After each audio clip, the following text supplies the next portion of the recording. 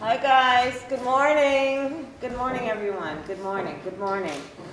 I'm very much looking forward to our discussion this morning, and by way of introduction to the discussion, as everyone knows, a few weeks ago the President asked me to take on a role of leadership in addressing the root causes of migration and to focus on the Northern Triangle countries, similar to the work he did when he was Vice President years ago. And so the work we are doing is informed by that approach and that strategy and that direction. It is work that also is informed for me by certain just basic principles and beliefs. One is that most people don't want to leave home. They don't want to leave the place where their grandparents lived.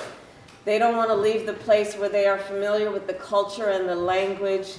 You know, to use a phrase from an old television show, Cheers, you know, where everybody knows your name. Most people don't want to leave home. And when they do, it is usually for one of two reasons, or a combination of the two. They are fleeing some harm, or to remain home is to remain in a position where there is no opportunity to meet essential needs that include feeding their children, keeping a roof over their head, and engaging in productive work. So that is one part of what informs my perspective on this issue of addressing the root causes. The other is this. There's an important four-letter word, which I hope always inspires us to do the work we do. And that word is hope.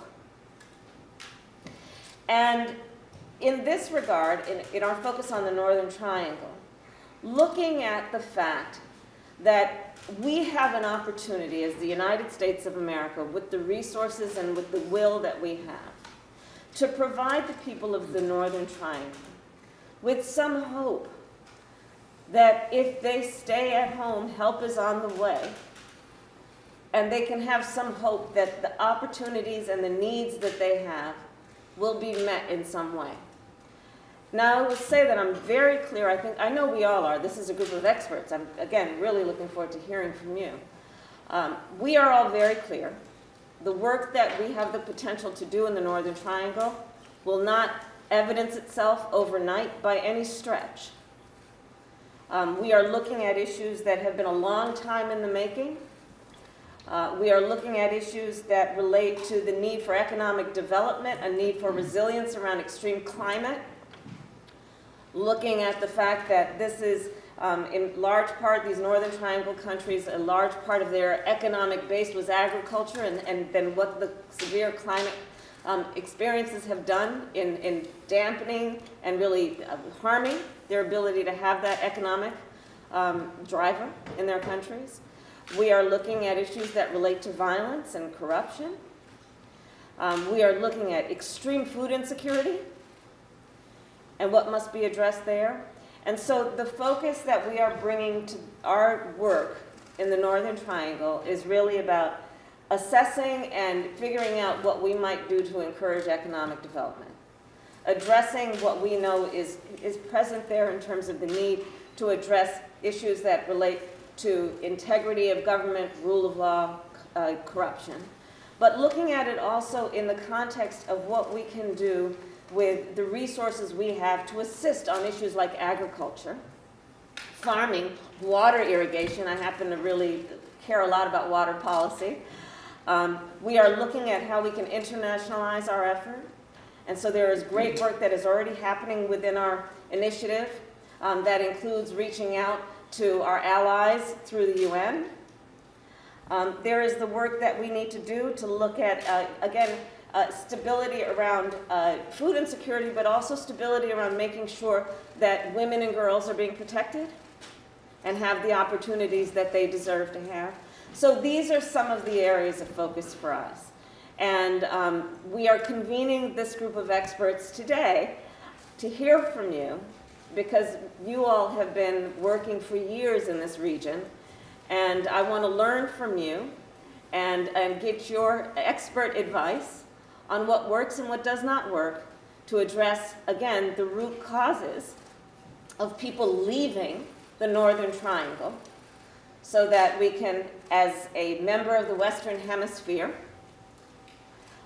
do what we are able to do to address those needs, knowing that it affects the entire Western Hemisphere, and that means us.